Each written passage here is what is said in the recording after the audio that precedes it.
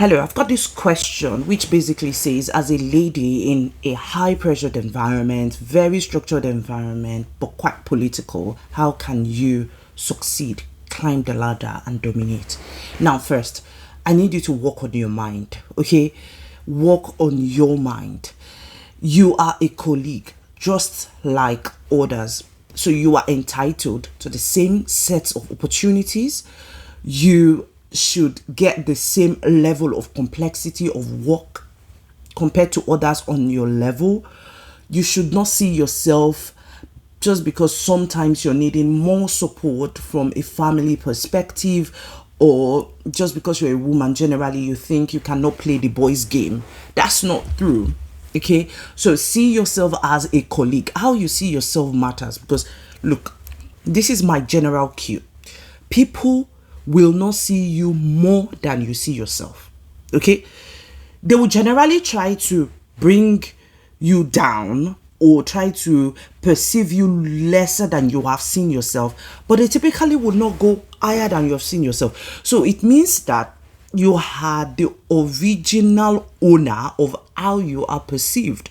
So if you put yourself on the pedestal of, I'm just a woman, I'm just going to take a seat at the back of someone, I'm just going to hide my face, I don't think anybody wants to see me contribute here, I don't think anybody wants to see me, be all of myself and all of that, you have capped yourself.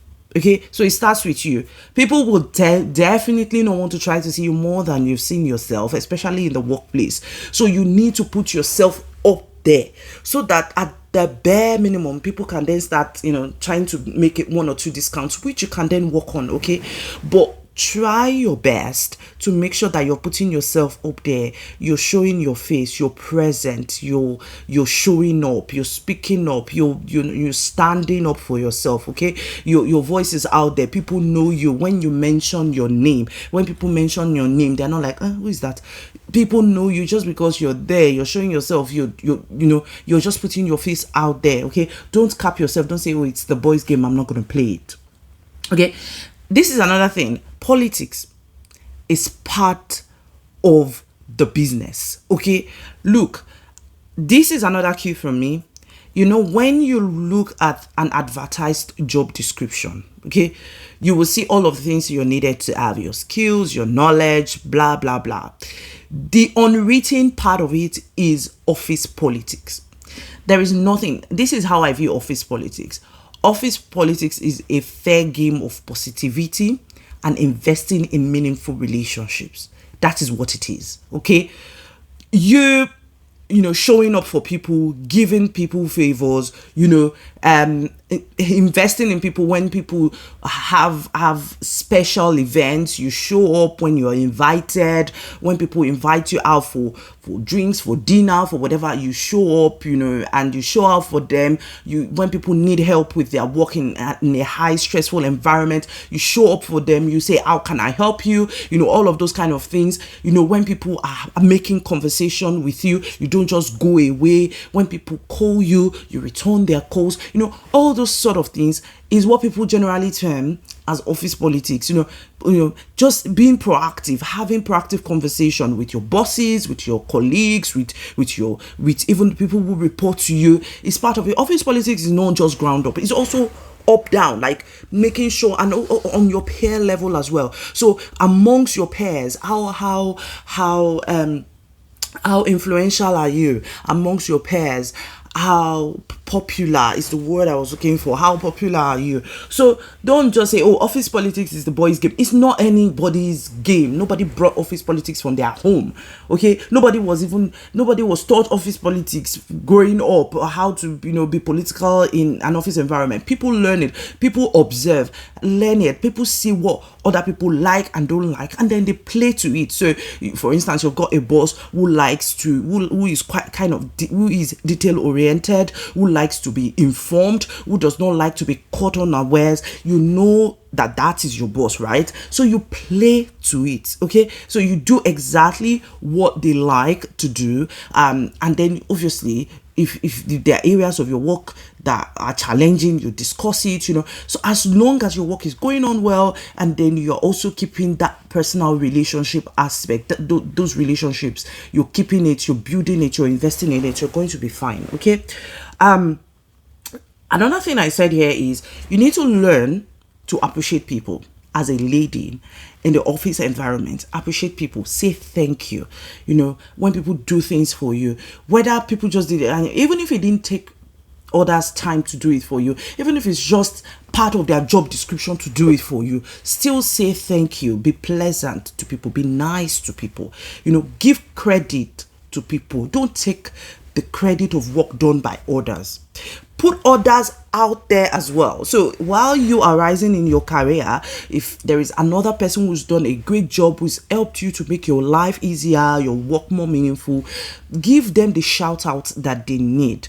Okay, people will begin to sort of tilt towards you and see you as a trustworthy colleague, and they'll continue to sort of, if there are opportunities, they'll call your attention to it. They will just generally sort of come closer to you, and then you can start building relationships from there, and you can start growing from there as well. Okay, this is what another point I've got for you: demand, ask, and agree. Okay, now look, if you need an opportunity and that opportunity is sitting in your mind that you need it, and you're not talking about it, you're not going to get it because you're not talking about it. So unlike your male counterparts, that after chatting to your boss about the game during the weekend, they then ask for the next promotion, or they say, oh, can I catch you over the weekend, or over some drinks, can I schedule a coffee chat with you? And then they talk about what they want. You are not talking. Okay, you need to demand for what you want, and you need to ask for what you want. Obviously, how you ask matters. So first, you need to learn to build those relationships that I've talked about. And then when that time comes and you're ready for that next promotion, feel free to, chat to whoever you need to chat to, onboard that career sponsor you need to onboard, chat to them, and then ask for what you want. The worst answer you're going to get is no. But if you don't ask, you're not going to get anything anyways. So make sure that you're asking for what you want. Now, the agree aspect of it is this: learn to agree with people that you agree with. Speak it out. So if someone says A, B, C, D, right? And you agree with A, B, C, but you are indifferent about D, don't just go straight to I'm indifferent about D. Say to them that you agree with A, you agree with B, you can even substantiate. Okay, and on D you can then say, okay, I'm just indifferent about this one, but start with, if people are having chats with you normally, start with things you agree with. Don't and I mean just as like a mother like myself, we are all wired, or as ladies coming from families where we are firstborns or whatever, we were in charge of things, we are more prone to just correct. It doesn't work in the workplace. You need to learn to agree with people first, especially when you do truly agree with them, and then talk about the other areas that you want to challenge. Okay, another thing I would say to you, which is probably very important, is don't feel like you cannot apply out. If you're in an organization and it feels like, well, I'm doing everything right, probably everything I've said and more, feel free to apply out. Okay, there are opportunities out there that needs to be taken, that can be filled by men, women, whatever. Feel free to take those opportunities. Okay, apply. There are opportunities out there. If you feel remotely qualified for them, please do apply for those opportunities. If you do need it, apply. So don't sit in one place. You already know, you can see. Okay. I mean, you can already see that if I stay here in the next 4 or 5 years, I'm not going to progress into any meaningful next level of my career. So why are you there? Okay, this is a cue for you to, dust up your CV and start applying out. I missed something out. You need to be fantastic at your work. Don't say, oh, because you're a lady, people will give you what, people will be like, you need to be fantastic at your work. If there is a level you get to being super fantastic that people cannot ignore you. You are just too fantastic. You cannot be ignored. Your courage, your assertiveness, and the beauty of the output you churn out will never make anyone overlook you. You need to get to that point. Okay?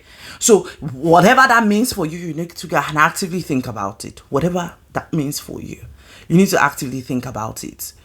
Do you need to learn more, do more courses, look at others, observe people, look for coaches, look for mentors, people can really teach you the work, whatever it is. Even if it means, buying lunch for a colleague and saying, look, let's sit down over lunch, teach me this thing you do, how do you do it? You need to be flat out fantastic, that you cannot be ignored. Okay, so like I said, just to recap, know that you're a colleague. It starts with your mind. With the mind, you're a colleague, just like your male counterparts. It starts from there. Okay, so don't feel like I'm just a lady. There's nothing like that. There's nothing like I'm just a lady. Okay, so it starts with your mind. Make sure that you appreciate people, you give them credit. Okay, when they deserve it, you give them credit, you build those relationships, demand for what you want, and apply out. Okay, if you feel like that place is not serving you anymore or serving the person you're trying to become in your career, please do apply out. I hope this helps. See you in the next video. Thank you.